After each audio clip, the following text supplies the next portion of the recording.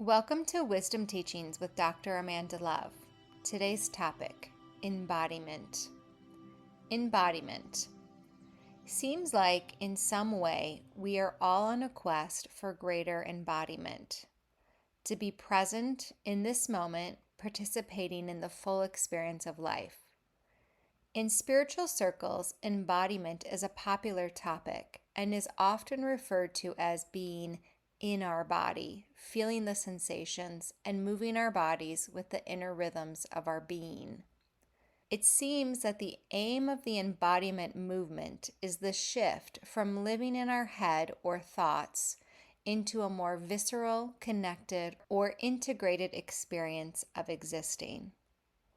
Along with embodiment comes the idea of being grounded, which we often associate with a down and into our physical body direction.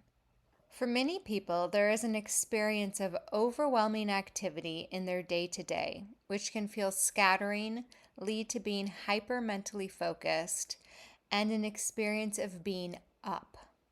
This up or scatter is what people attempt to bring down through embodiment practices. These practices are incredibly beneficial, particularly if we feel disconnected from our physicalness or from our feeling body, but they are not the full picture of embodiment.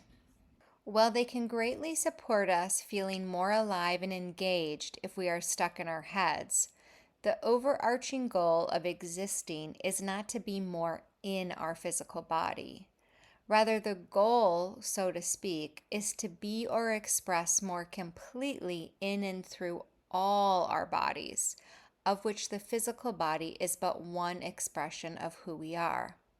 The most pertinent questions here now are: how do we be grounded, energized, and expressing through all of our bodies? And how do we become aware of the life and intelligence in all aspects of ourselves? Our physical, emotional, mental, and soul bodies are all vital expressions of our beingness. True embodiment is being present in all directions and levels of ourselves, being grounded up, down, in, and out.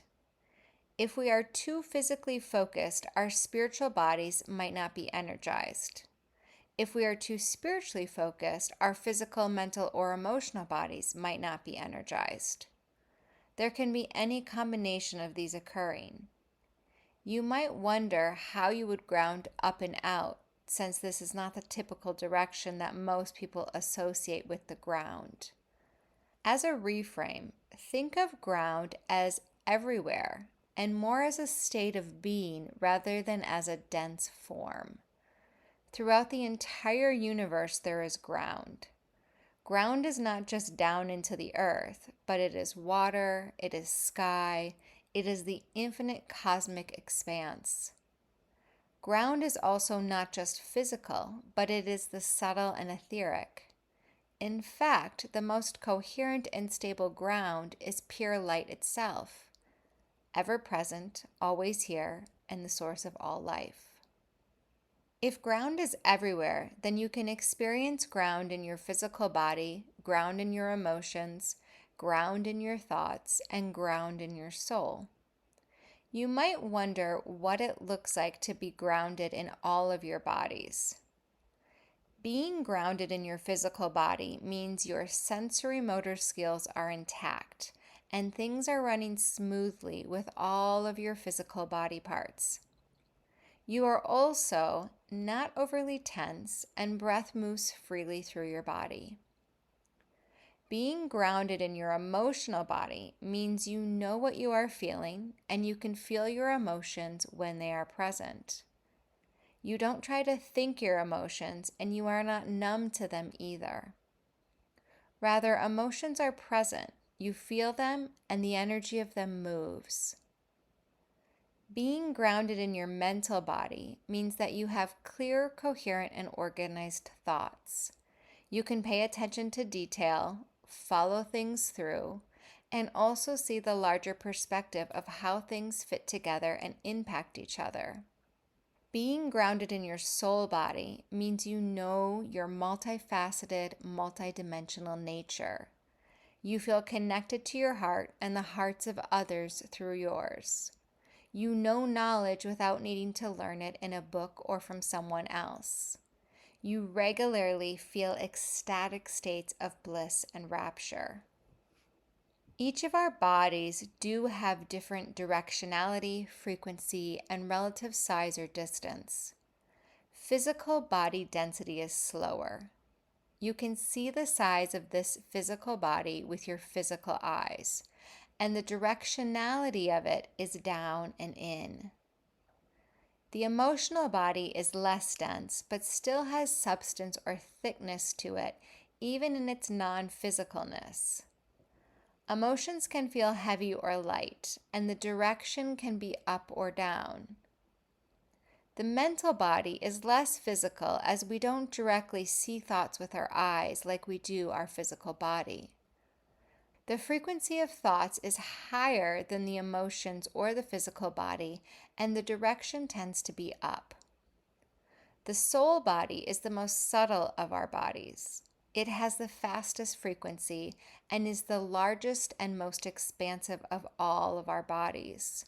Its direction is up and out, and eventually all-pervasive as you reach full fusion or unity.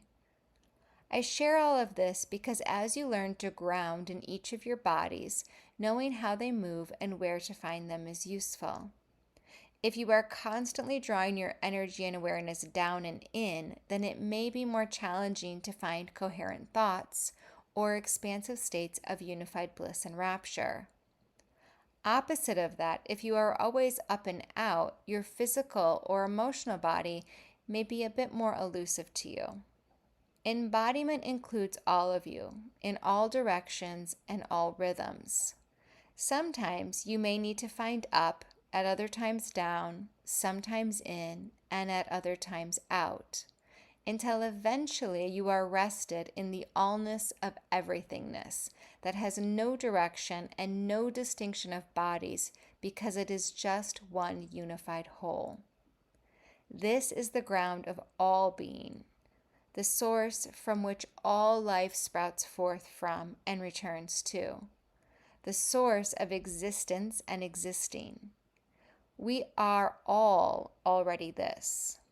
The journey of embodiment is the expression of this source into infinite forms, what we call creation or the universe, until the eventual return of the essence of these forms dissolves back into the source from which it emerged, returning to itself, expanding out and contracting back in. Embodiment is the creation. It is the expansion out. The return to source is the dissolution of all bodies and forms, also known as disembodiment, but that is a topic for another time.